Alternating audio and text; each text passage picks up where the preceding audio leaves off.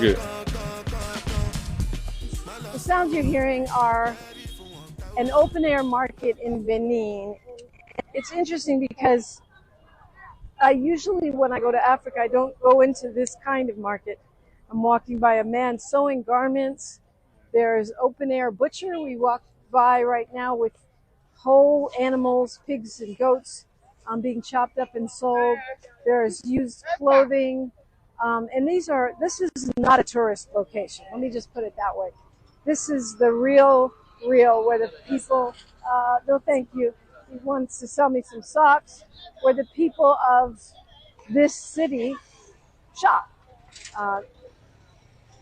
Bags of baby shoes and little kids' clothing, people with their shirts off, motorcycles going by and going through. It's a lot like a swap meet, except it's a lot more dusty, sort of earthy.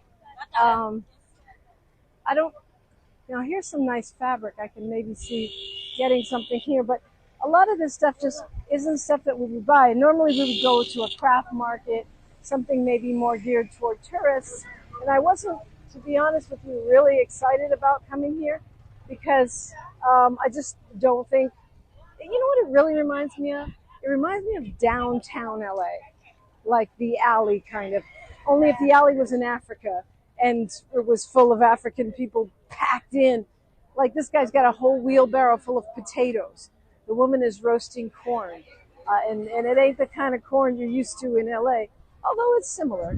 And earrings. There's bras and underwear just hanging up in open air and next to waist chains and sort of tenement-looking apartments looking down over this marketplace. As the people sell their wares. Hello, and of course this is Benin, so they don't speak English. I'll come back. I know my French sucks. I think I know like 3 words, but I'm doing my best. And what's interesting is because I know Spanish and because I'm used to hearing and speaking Spanish, I can figure out some of what they're saying, but I don't know how to say anything back. So this is the hood, really. I'd call it the hood. The hood. Roots rock reggae right here. Like most people even people that visit Africa probably won't come to this kind of market, little tin shacks. But there, in the midst of it, there's some beautiful stuff. There's not a lot of beautiful stuff, but it's mostly more like what you would see downtown. Except for there's more used stuff mixed in. And it's interesting because I was just reading about how several West African nations are now going to ban used European clothing. They don't want any more of it coming in. But one of the things I've noticed in many, many West African cities are these displays of shoes. They're going to be pre-owned shoes. Here's your knockoff. What is this? A knockoff. Whatever. All kinds of, no thank you. All kinds of designer, Louis Vuitton. It's what is this?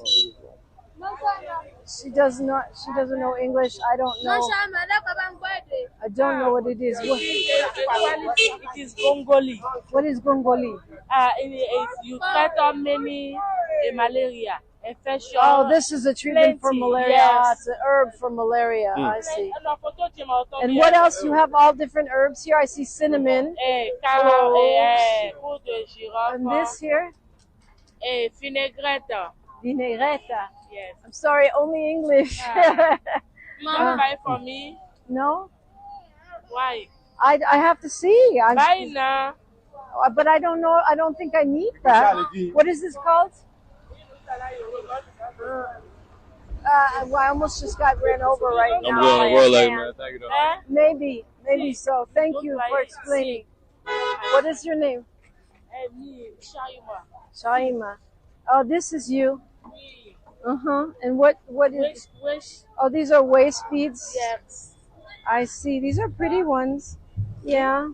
Waist beads. Yes. How do you close it? You tie it? Yes. And this is not your Lamert Park waist beads. She's got them literally hundreds of them around the bowl. And so, it's big. Altogether big. Yeah, it's kind of Waist do bead. for you. How is it a waist bead? It's too thick. Eh? Yeah, it's a lot. It's like No, I do for you. okay. No, thank you. I'll come back. You come. I don't want that. I don't want that. She got mad at me. Okay, they need to sell stuff. They don't see very many tourists. I'm sure they don't see any tourists at all in this market. And so I can understand how the pressure is on to sell something and sell something quickly because they probably don't see a lot of tourists. They definitely don't see a lot of American tourists here. Now I'm in a little tiny fabric stand and I do see some things that I would consider buying here. How much is this? This? 1 meter, 1.5, 2 meter, 3,000. 3,000? Yes, 3,000. And this? There is 1,000. This is 3 also? Yes, 3,000. 3,000? 3,000. Yes, I understand. Let me see. What else do you have? Beautiful African fabrics, which I always like to see. He has 3,000, which is francs, right? So you think of about 550 francs equals $1. So that would be like 3,000 would be like what, $6? So it's always constantly translating in your head. And these are also 3,000. Okay. All right. I'm not good at bargaining, so I just have to ask the prices. Understood. Okay. Thank you. I will look. Do you have change? Okay, I might come back and get those. Well, this is right here. I see diapers, crackers, a lady peeling some kind of fruit that I don't even know what it is. Maybe they're oranges. This is so crazy because you end up right at the water with a stunning view of Cotonou. So I'm just trying to give you a taste of the market, the real homegrown market here in Cotonou, Benin. Dominique DiPrima for KBLA Talk 1580. Say the quiet part out loud. KBLA Talk 1580. Hey, Mom, I've been meaning to talk to you about some new COVID information I saw online. I read that black folks like us with certain conditions like diabetes, heart disease, mental health conditions, or being 50 and older, like you, are at high risk. Boy, you sound like a commercial. I'm just saying. I know you love your ginger teas and essential oils, but remember, there are treatment options for COVID-19. I promise if I get sick again, I'll call my doctor to ask about my options. Visit WeTalkWeRise.com to learn more. Brought to you by Pfizer. Small businesses are the heart of America. But you don't have to go it alone. As the nation's largest nonprofit resource of expert business mentoring, SCORE has helped millions of entrepreneurs build their businesses for free. Get the connections, education, and guidance you need with SCORE. We're ready to help. Find a mentor today at score.org.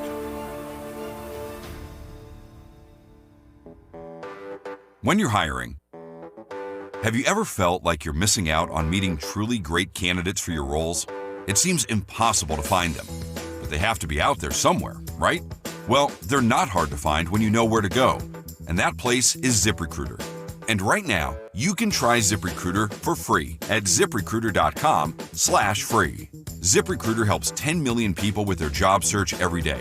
And because these people are actively looking for jobs just like yours, it's easy to find the right person right away. In fact, 4 out of 5 employers who post on ZipRecruiter get a quality candidate within the first day. But if you're not using ZipRecruiter, you're missing out. So see what it's like when the impossible is easy. When you go to ZipRecruiter.com/free right now to try ZipRecruiter for free. Once again, that's ZipRecruiter.com/free. ZipRecruiter.com/free. Never miss out on great candidates with ZipRecruiter. Thanks for waking up with Dominique DiPrima on KBLA Talk 1580.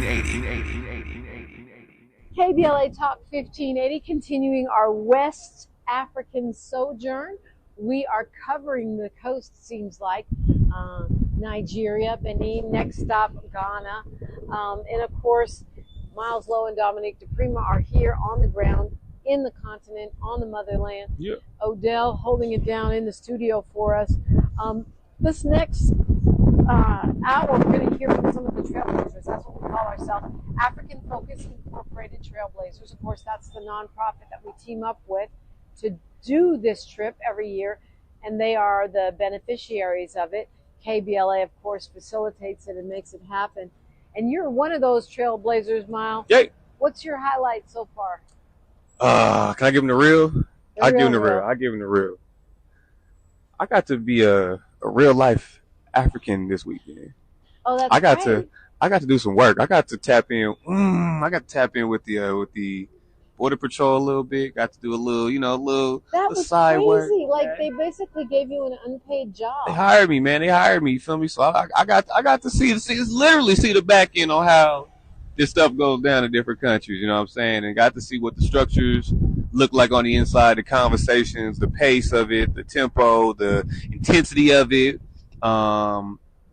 In Benin, I got to, help with the, with the transfer of the money and everything. Right. So we really when we were at the border trying to get into Benin, you actually kind of got recruited to help stamp passports, and you were inside the booth. I'm inside the booth, man. I'm back. Look, I'm back there stamping passports and running. How did that even happen? Come on, somebody. Look, fly on the wall. That was crazy. I look up and Miles is working for the government of either Nigeria or Benin. I'm not sure which one. Man, look, when I came to this trip, I told God, use me how you feel like you need to use me, right? And, on that day, you told me, man, you used to fly on the wall, man. Just observe it all. You good. Don't worry about nothing while you're out here. You just fly on the wall. So I got to really be a fly on the wall during the whole Border Patrol while, a lot of people were stuck in the buses or outside or whatever. They were just trying to get their things and dip out. I actually got to really participate during that downtime. So that was really my highlight so far. I mean, and it was a border experience, which is really interesting because for me, looking back what's happening in the United States with people being kidnapped by immigration, naturalization, and watching people, struggle with our U.S. border. It was interesting for us to be the border crossers, trying to come from Nigeria to Benin, going from English to French. A reminder that none of those are the languages of our ancestors, and Black people all over the world speak different languages. But man, the contrast too. Nigeria's fast and loud, and Nigeria's New York, and Benin is more like San Francisco, even quieter than San Francisco. Benin is more like South Carolina somewhere. I don't know about that because I have a different perspective. Like I said, we were on the block doing the exchange. You know what I'm saying? That's actually really intense. Like, and we went to that crazy market. Went to the crazy market right across the street from it, like really on the block doing this type of, type of activities to make sure we got our stuff right. And we had our, the security, of course, but that don't guarantee nothing while we out there literally on the corner. So it was real. Yeah, but the Benin hustle was real for sure, but I definitely saw it as a little bit more low key. And it's for sure in Francais. Broadcasting from your home away from home, West Africa. I'm Dominique DiPrima, that's Miles Lowe, and this right here, KBLA Talk 1580. We're literally at the border right now. We're at the border between Nigeria and Benin. We were overly optimistic about how long it was going to take to get through. We're having an experience right now. Hi, Courtney. Hi. How are you? Good. How are you? I'm fantastic. Yeah. Look, we're outside. It's a nice breeze. The rain has stopped.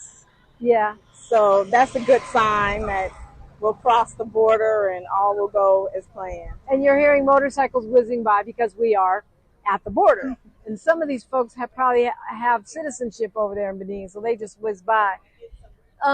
Yeah, we've been lucky. It's rainy season in Africa, and every time we have to go somewhere, it seems like it stops. Sunshine travels, good energy all around. So we've had the best of luck here, which has been really great. Yeah.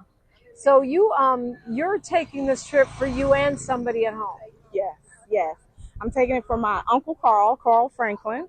He is the only living relative of his generation, 77 years old, and we discovered that we had ancestry in Nigeria.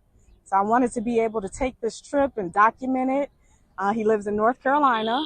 He's unable to travel, and he's been so excited for me, through me, and I want to be able to share this experience with him. I love that because I feel like that's part of our mission. For the elders, for those who are disabled, for those who don't have the resources, we're their eyes and ears during our visits here to the motherland. So how are you doing? What are you most excited to report back to Uncle Carl so far? I actually sent him photos having met the king yesterday.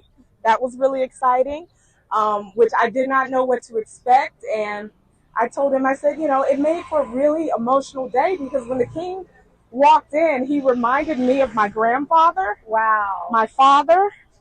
My uncle is almost a twin to my father. They're not twins. He's younger, but almost a twin. So it literally was seeing my ancestors walk in the room, and I just wasn't expecting that at all.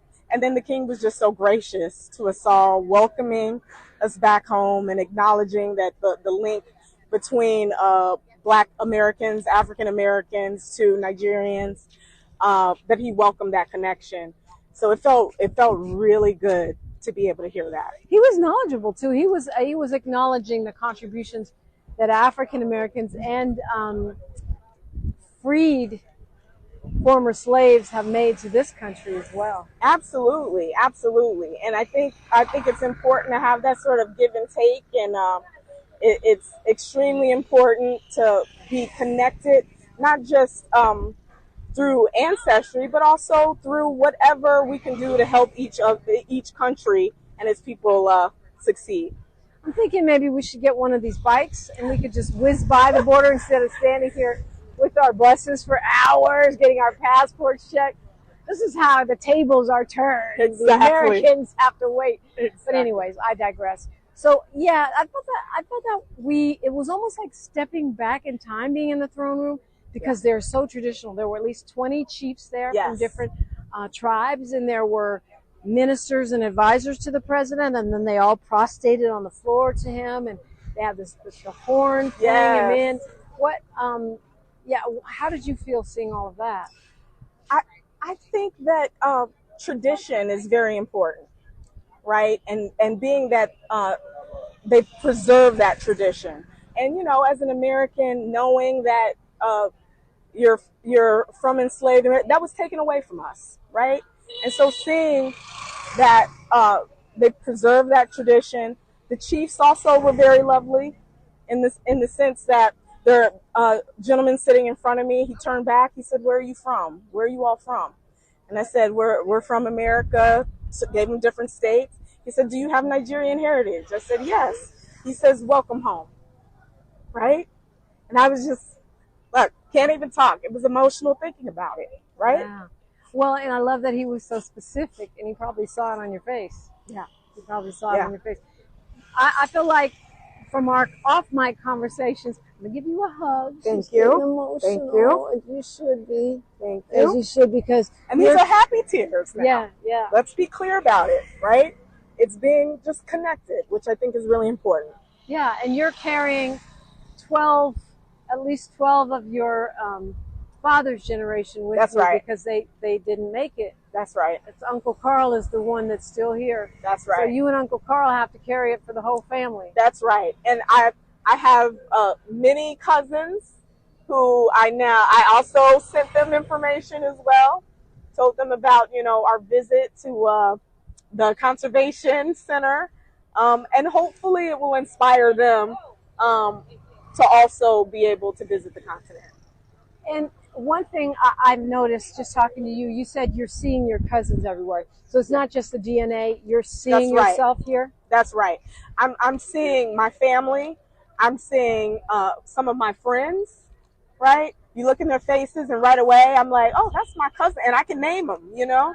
And it's so interesting how the features maintain that, you know, there's a connection here.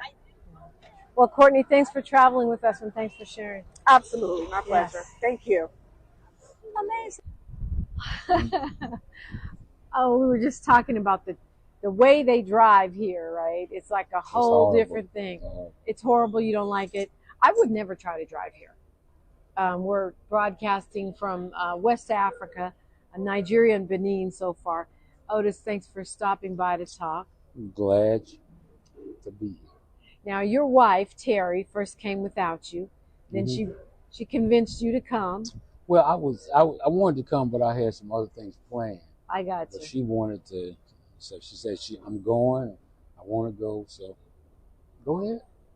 But she told me that how much fun she had, how great it was to come and to see actually, the country that we came from. And when I came and I found out that was true, when I came last year, it was really an eye-opener to see how our people live, to see where we came from, the whole thing, the history, and I really enjoyed myself. Now, is it different for you, round two? This is a little bit different from Kenya. And we were in East Africa. Now we're all the way in West Africa. Yeah. And even though they had the slave trade in East Africa, it didn't quite affect me as much as it did over in West Africa, because knowing that the majority of the people in the United States came from West Africa, and it seemed like a little bit different. This year it's a little bit more graphic. Yeah. We went to the slave quarters. That's where Terry slipped and fell over there. So we went to the slave quarters, but this year it really brings it into focus. It's seeing the point of no return, seeing those dungeons where they kept the people at, and actually walking up to where the point of no return is. It was an experience, and then to actually go into those places where they kept all the enslaved people. Yeah. 40 of them in a space hardly big enough to, the average living room is half the size. And that's what really brought it home. And like I said, and walking up there to see. And when I got up there, I had an eerie feeling about that thing. It was something about it. So it was eye-opening, it's the thing that gets me is how inhumane people can be to people. Yeah. Yeah, they really did bring that point home. Yeah, it was with the chains and the devices to hold people's mouths closed and all of that stuff. That was really interesting.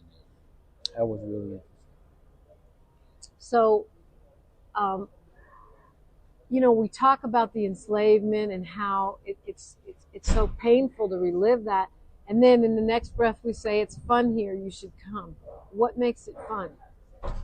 Well, first of all, this is where we came from. This is, it's all, how bad, it doesn't matter how bad your home is. This is where we started out from. And to see where, I haven't done my DNA, but I know I'm from somewhere around here, to come home and to see how it is. It's just a difference. And even in Kenya, even though I'm probably not Kenyan, but it's just to come to Africa, to your motherland. You see, because had my parents, immigrated naturally, then or my foreparents immigrated naturally, then that would be one thing. But they were taken from you, and this is, by all accounts, this is where I should be. When you think about it, but. Well, I know you guys are about to go have a lovely Tex-Mex brunch, yes. A Tex-Mex lunch, West Africa style. So thank you. We'll see. We'll see. Yeah, I'll be waiting for the review. Okay. Thank you so much for stopping by and sharing with us. Okay. We are in conversation with the African Focus Incorporated, KBLA Talk 1580 Trailblazers.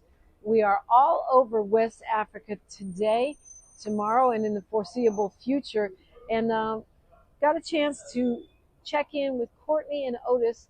Check out what they had to say. She's reclaiming her time on KBLA Talk 1580. More First Things First with Dominique DiPrima when we come forward.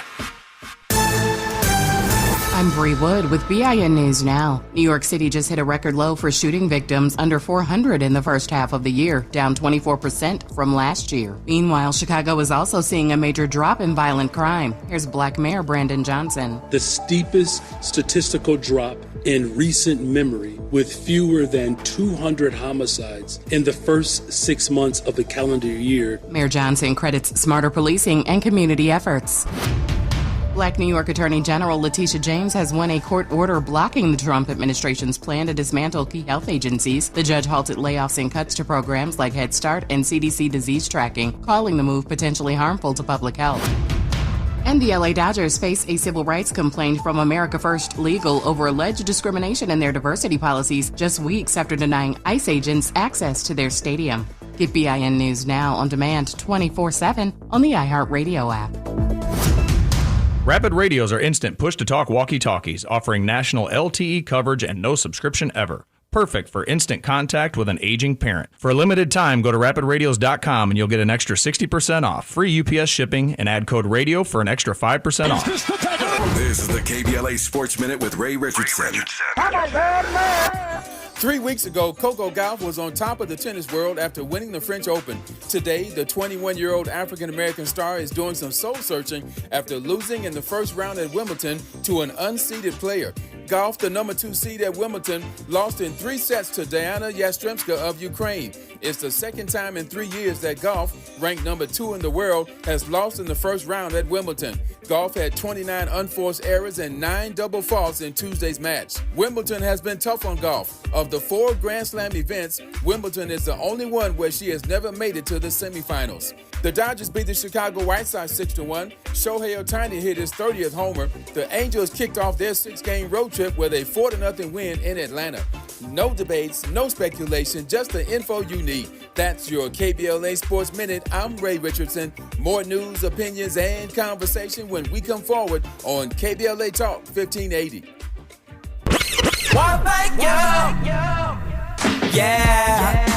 At KBLA Talk 1580, we're proud to be celebrating 4 years on the air, but we know we could not have made it this far without you.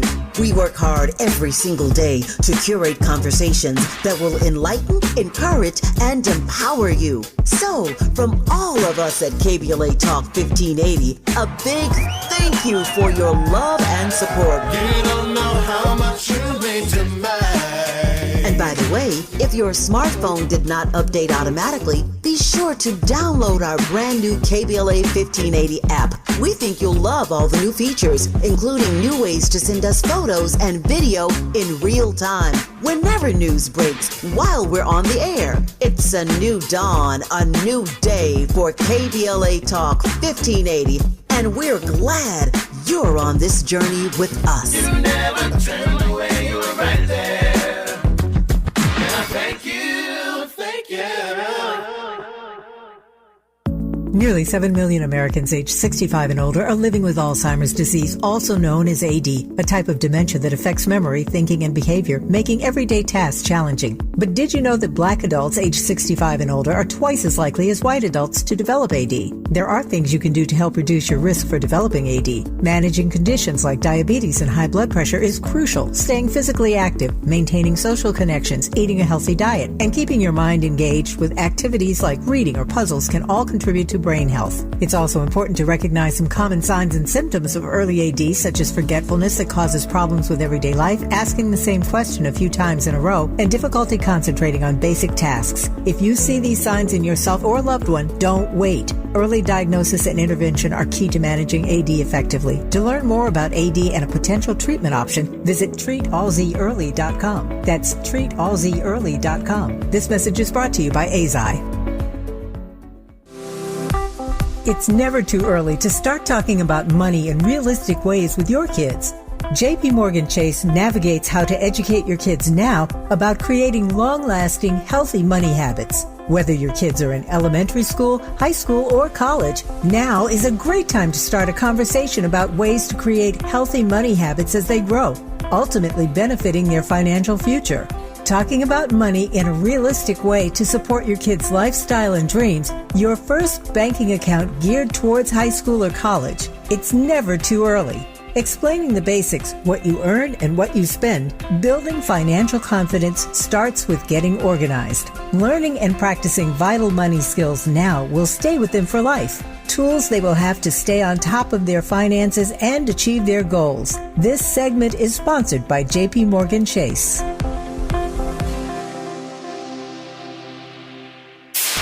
KBLA Talk 1580. We've got a lot to talk about.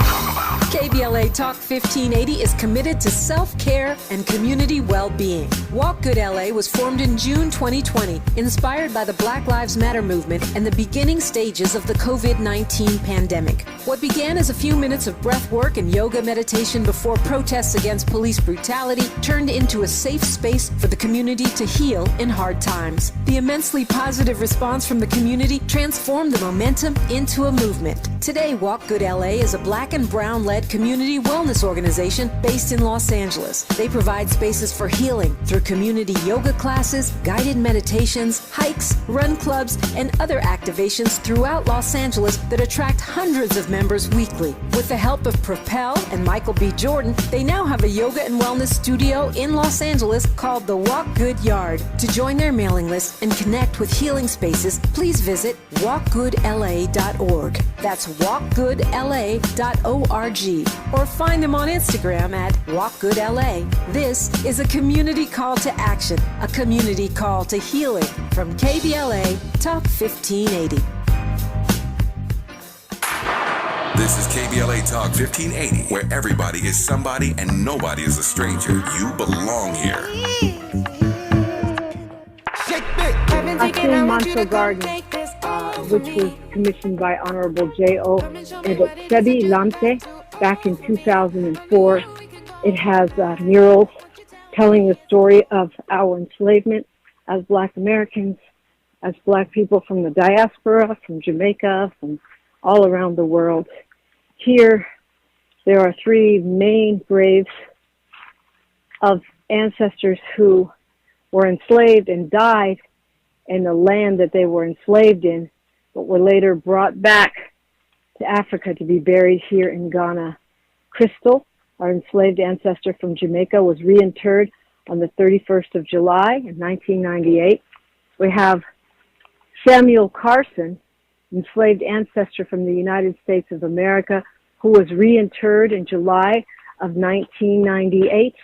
And then we have a third ancestor here, H.E. Nana Ado Dankwa Akufo Ado, who was reinterred in Ghana on August of 2023 in commemoration of the 25th anniversary of the Emancipation Day celebration in Ghana.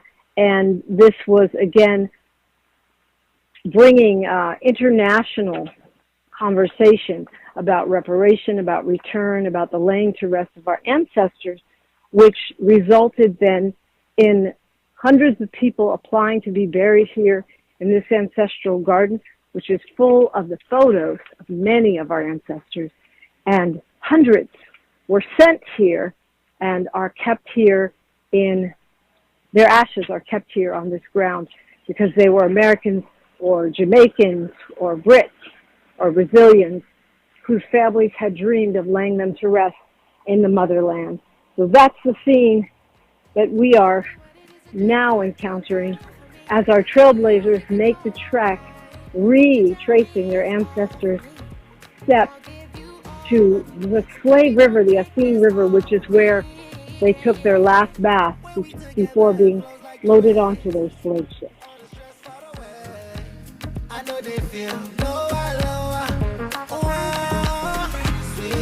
One of the great things about these trips is that we do travel as family and we literally bring our family. I love the fact that families come back and they bring more and more members of their clan and they expose more and more people in their circle to the motherland. That's the case right here with Misty and Marla. We are continuing our quest, broadcasting from West Africa.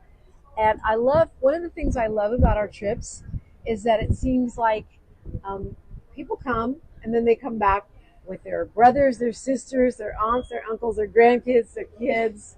Yes. And you're one of those, right? Yes, I am. I traveled to Ghana in 1999, study abroad. I stayed 6 weeks in Ghana, and I enjoyed myself. I was able to see the connection between the African diaspora, the people in the Ghanaian people and Black Americans back home. The food was very similar. I had black-eyed peas, and just the energy of Black people when we go out and enjoy each other's time and hanging out and dancing. And then when my sister suggested or asked me to come with her again, I said, no problem. Yeah, your sister Marla traveled with us before, and this time she invited you. Yes. Were you surprised when she came the first time? You had already been here you had already been to Africa by the time she came. Yes. No, I wasn't surprised. That's always been on her to-do list. She likes to travel. We've been to the Caribbean several times. So for her to now travel to Africa, I was not surprised. My mother is also an avid traveler, so it's just in our blood. It's a family thing. Yes. So let's talk about, we've only been to Nigeria and Benin so far. Mm-hmm. Yes. But what has left the biggest impression on you so far? I'll start off with the humidity, the weather. Yeah. Because that's just your first experience. Once you get off the airplane into the airport, it's hot and humid. But it feels welcoming, very welcoming. Nigeria is very busy. I didn't expect it to be similar to New York, just all the traffic and people. But my favorite part was the marketplace. I enjoyed all the the art and the clothing, the jewelry. So that part I enjoyed. And we went to one booth where the ladies were very friendly. They were able to look at your body type and they picked clothes that matched your body type. And everyone's clothes fit perfectly. So we left with like 3 dresses each. Oh, wow. I missed that booth. So what else did you get besides dresses? Did you buy anything else that you liked? Yeah, my son, I have 2 boys, 19 and 22. They requested soccer jerseys. So I got 2 Nigerian soccer jerseys. I got some jewelry, some bracelets. I love the comparison to New York because we think of Africa as, huts and fields and this ain't that. And not at all. No, we went to the rooftop and we were able to see the skyline and it looked just like downtown LA or New York, rooftop bar in Nigeria. Exactly. And then we went to the other extreme, right? We went out to Abeokuta. Oh, yes. And that was Nigerian country. Right. Badagry, yes. And you could just see the difference in the housing, the huts, and how people live in the countryside. It's just a stark contrast to what's happening in the city. It was also still very hot, but it was a nice experience to walk and follow the path that our ancestors took into slavery. Although it was very emotional, it felt good to return and say that we survived, we're survivors, we are strong. And I actually felt my father's energy there. He passed away in 2010, and he always liked to go to the beach. Whenever he visited us, he's from Ohio, he would come to California and go to the beach. So when I was there on the beachfront, I felt as though I needed to put my feet in the water because my father would always do that when he would visit us. And just I felt his spirit with me when we were there because he never got a chance to come. So I was there, my sister, we were here representing him. Wow, that's beautiful. Yeah. I feel like when we go to the slave memorials, I've been to several on these trips. For those who are open to it, it does feel like there is a spiritual aspect. There's an ancestral aspect of it for our living family, but also for those that came before. Yes. And as we were leaving, I felt like I was leaving something behind. I'm not really sure how to put that into words, but like kind of a feeling of sadness. It felt good to have been there, but just still the memory of what has happened left me a little bit of sadness. Yeah. How are you processing that? I'm still processing it. I just would like to have some acknowledgement of what has happened in the past and maybe reparations of some sort, even an apology, but none of that has taken place. We are obviously children of the African people that were taken from this continent, obviously. But in the States, where we live, it's not really acknowledged or recognized. When you say obvious, what makes it obvious to you? Because we all look the same. We all look the same, and you don't really know who's from where until you start speaking. We have different languages and accents, but yeah, our facial features. It's funny. I think you're right. I see. Oh, there goes that guy. Why does he look like my uncle? Right. Why does he look like my cousin? Yes. So yeah. Right. Yeah. I've seen someone who looks like my aunt. I've seen people that look like my principal. I'm like, she's Nigerian. So yeah, we look the same. We're the same people. Yeah. And as far as Benin, I mean, Benin is even more country, right? It's like we went to Abeokuta, we went to Badagry, and then we come to Benin, and it feels even more country than the country in Nigeria. Which I enjoyed Benin. Because I am a very calm person, so I prefer the city. I prefer the countryside. So it was clean. We were able to get through the city faster than Nigeria. And we did some shopping there too. We did some shopping. The first marketplace was very hectic. Yes, that was the locals marketplace. Right. Hectic is a nice way of putting it. Yes, quite hectic. The arts and crafts was more what we were looking for, souvenirs to bring back home. The other marketplace was like grocery shopping and just what the locals needed. Right. We were just looking for a little bit of Africa to take home. Yeah. A little bit of Benin to take home. And the second marketplace was more craftsy, artsy craftsy. Yes. With the Benin bronzes. Yes. Did you get anything special? I did. I got a bronze mask pendant for my sons. Oh. That was their request before I left. Please bring us some brass from Benin. So I was able to find two. Your boys gave you a shopping list. Yes, I did. So you found two special masks for them? Yes, two small bronze masks that are pendants. So they're matching. So they'll each have one to wear. Oh, that's awesome. And what are you looking forward to that lies ahead? Do you have anything on your mind? Yes, I'm looking forward to going back to Ghana to see if there has been any change. I was there 25 years ago, so I'm just wondering if the infrastructure has changed. Has there been any more modernization taking place? And also, I still have more on my shopping list. Yeah, I got more on my... And Ghana's good shopping, good jewelry, great clothing. I feel like, I haven't been to Ghana since 2019. Mm-hmm. And I just feel like it's going to be different because all the celebrities have started going and it's become semi-trendy. Yes, you're right. That's correct. I've seen people, isn't there like an Afro... there's something they do some annually. Kind of festival, it's like a hip-hop festival. Yes. Yeah, so I'm feeling that it is going to be a little different. Mm-hmm. But I'm glad people are less afraid because when we first started going in 2016, I feel like people were scared. And if you went 25 years ago, they must have been petrified. Well, I didn't have fear because I learned that we are the same people. I mean, my mom and my father, they always taught us that we are descendants of African people. So I wasn't afraid. I just wanted to see for myself. More of First Things First with Dominique DiPrima when we come forward. Hey, listen to this. All I needed was a new starter. Got a great deal on eBay. Did it myself. Yeah, that's cool. But how about the soft purr of an upgraded exhaust when it fits just right?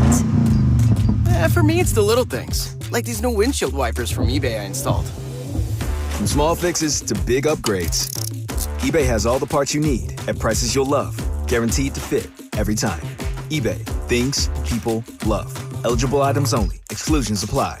Hello, I'm Joe Cordell, founder of Cordell & Cordell. Divorce is complicated, especially when your small business or professional practice is involved. At Cordell & Cordell, we understand that these assets raise unique valuation and allocation issues. For 35 years, we've helped doctors, lawyers, and small business owners navigate divorce with confidence. Call us at Cordell & Cordell. Let me tell you, I understand on a personal level, your business is much more than a job. It's your legacy. 1455 Frazee, San Diego. CordellCordell.com. The California Crusader newspaper would like to thank all of our subscribers for their support throughout the years, proudly serving the South Los Angeles and South Bay areas for more than 40 years. The California Crusader is a multicultural, black-owned, adjudicated newspaper that focuses on providing newsworthy information to the people in our community. We're constantly looking for ways to assist businesses in our community to connect with our subscribers. We provide low-cost, effective ways to promote your business with our reasonable and affordable advertising rates. You can participate by suggesting, sharing, and submitting your stories on the California Crusader newspaper Community Share Facebook group page, or visit our website at cal-cruise-news.com. That's calcruisenews.com. Then click on the Submit Now button located on the top right corner of the homepage, or text CCN to 42828. Again, text CCN to 42828. The California Crusader newspaper, working together to build a better community for our future. Subscribe today. The conversation continues right now with Dominique DiPrima on First Things First. So, here deep in the countryside in Ghana, West Africa, where we're broadcasting from, there is a garden in remembrance of our ancestors who were enslaved. And as the man who was giving us a tour, letting us know what this was all about, as he said, he was very emphatic that it was our ancestors, not just the ancestors of the Black American, African American freedmen who were here, but the ancestors of his family too, as an African who still lives here. And in this garden, aside from the three reinterred individuals that are at the center of a beautiful garden courtyard with these large brick graves inscribed with honorifics, they're surrounded by pictures of other ancestors. Dr. Kwame Nkrumah, of course, is first as the very first president of this nation when it became independent. Right next to Mr. Nkrumah, though, is Marcus Garvey, a beautiful portrait of him. And then we come to Sojourner Truth. And all of these portraits, they're large poster-sized portraits, are encircling the graves of these ancestors who were reinterred. Nathaniel Turner is here on these walls, as is W.E.B. Du Bois and Frederick Douglass. And I believe one day when I was having a debate on reparations and the whole idea of freedmen versus those who are from other countries but black, and the way that Africans view us came up, and they said we don't honor Africa the way Africa doesn't honor us the way we honor Africa.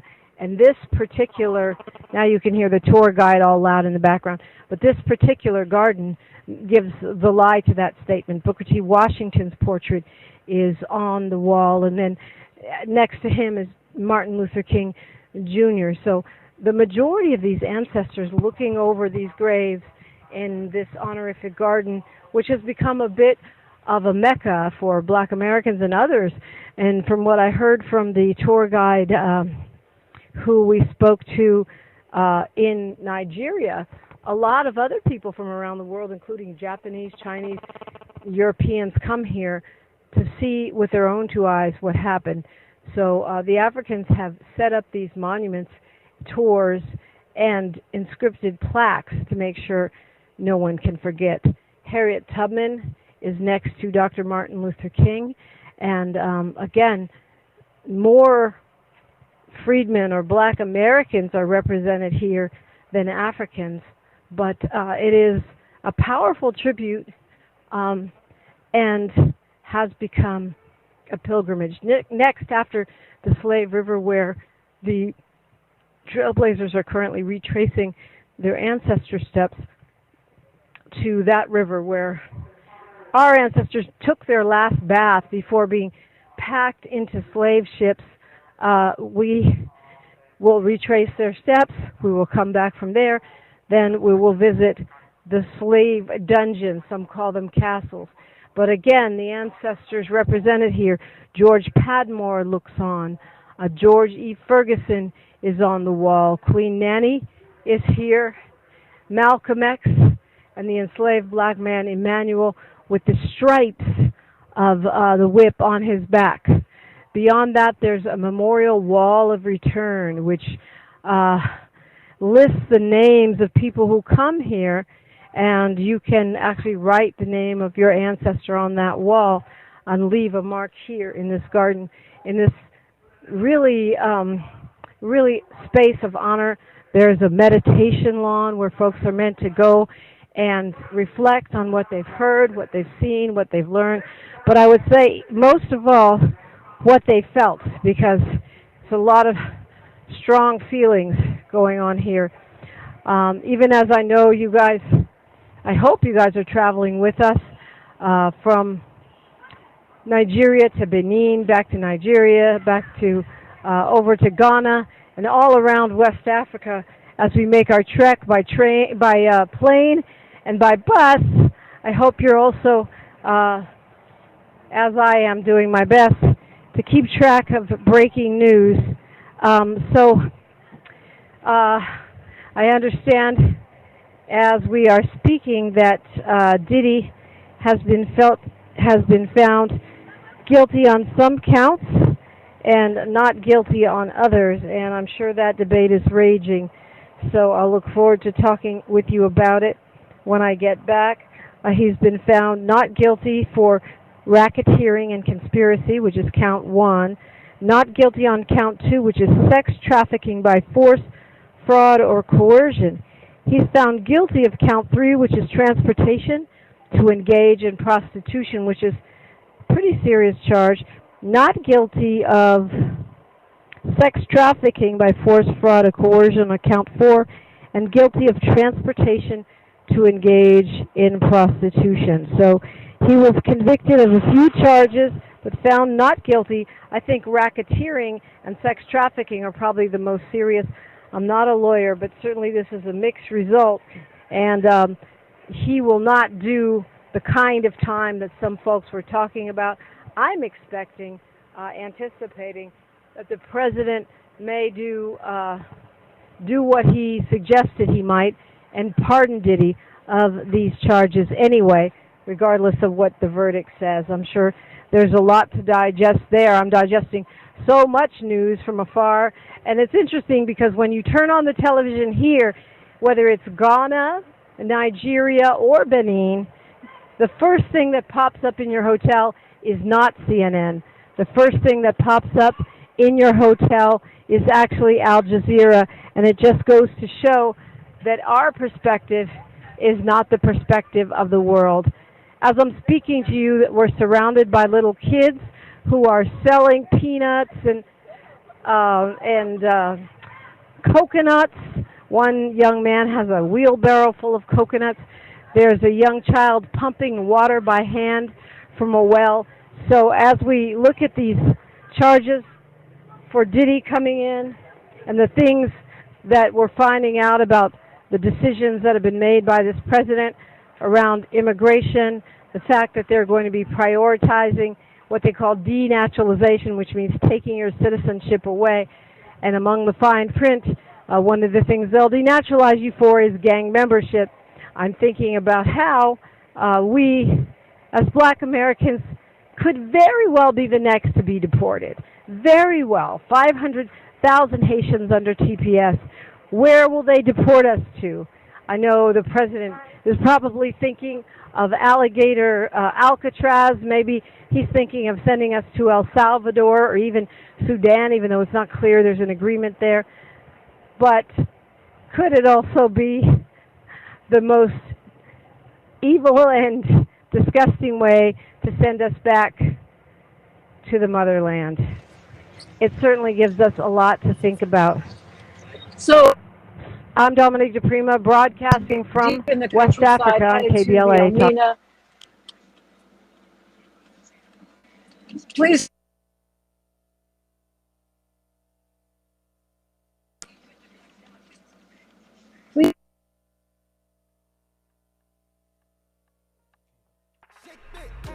I want you to come take this all for me. Come and show me what it is that you got to offer me.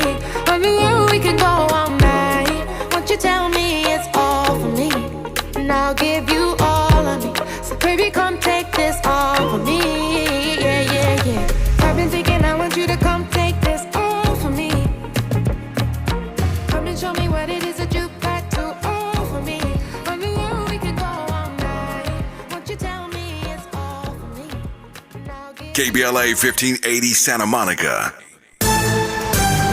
I'm Bree Wood with BIN News Now. New York City just hit a record low for shooting victims, under 400 in the first half of the year, down 24% from last year. Meanwhile, Chicago is also seeing a major drop in violent crime. Here's Black Mayor Brandon Johnson. The steepest statistical drop in recent memory, with fewer than 200 homicides in the first 6 months of the calendar year. Mayor Johnson credits smarter policing and community efforts. Black New York Attorney General Letitia James has won a court order blocking the Trump administration's plan to dismantle key health agencies. The judge halted layoffs and cuts to programs